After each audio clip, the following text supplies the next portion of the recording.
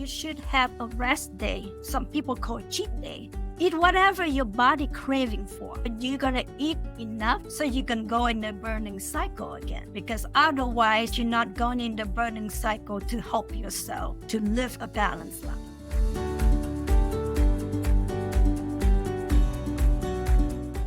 Back with Mrs. Colette Lay, the founder of Lay News Bar in North Carolina. Mrs. Lay, we talked about those 3 or 4 things: intermittent fasting, balanced meals. We talked about supplements, and there was something else you mentioned, which we need to do, and we haven't talked about that yet. And I don't remember anymore what it was. What was it?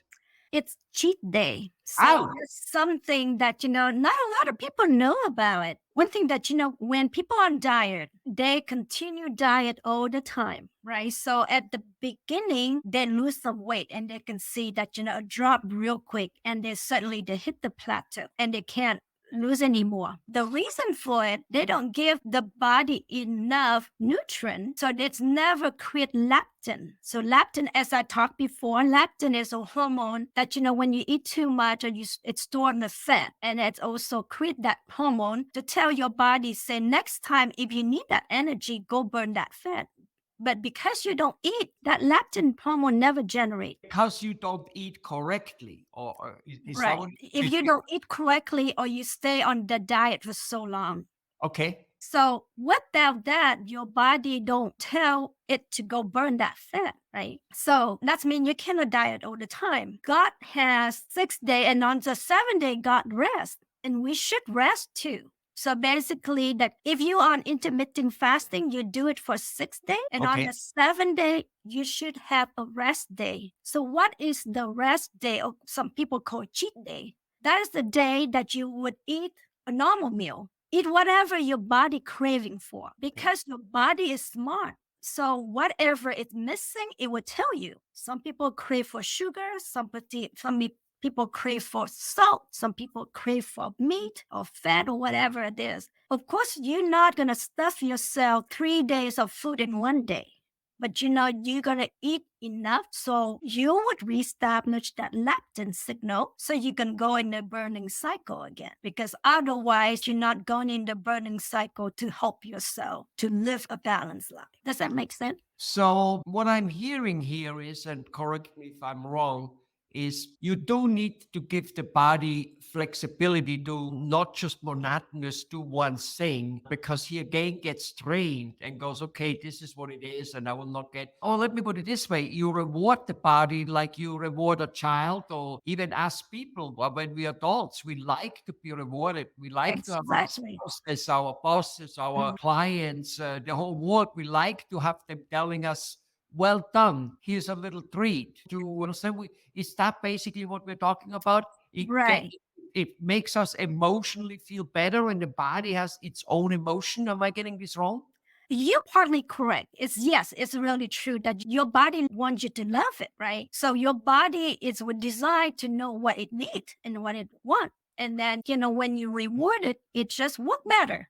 Just like any child that you reward it, they work better. They behave better. So that is this one thing. Another thing that, if you talk about scientifically, of course, that will give them more leptin signals so they can go into the cycle of working the way it should be. So it would processing the food. That's how it's work. If you so strict to it, eventually it will break down. Just like anything that, you work so hard, eventually you don't have that much energy or desire to do anything anymore. Okay. So since you mentioned the word strict, does this like 6 days keeping the body at bay? You eat every 12 to 15 to 16 hours, something like that. And in the 7 days, you more or less go about your normal life, whatever that might be. Does that have to be strict, or can be, because I have 5 days and tomorrow I meet my sister, I meet friends, I have a business party to go to. So, okay, I eat tomorrow what I want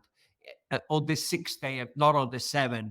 Or the other way around. It's like, tomorrow I still eat normal, even though it's the 7th day, meaning I do still, I still do fasting, intermittent fasting. I eat one time or whatever it may be. However, 2 days later or 1 day later, on the 8th day, on the 7th days, on the 9th day, I I know I'm going to travel to do something, and I use that time to eat good. Is that okay? I Oh, mean, yes, it's perfectly okay. It didn't have to be so strict on like 7 day you have to do things. It's just that your body is very flexible. Your body will adapt to whatever the environment you give it to it. So it's perfectly fine.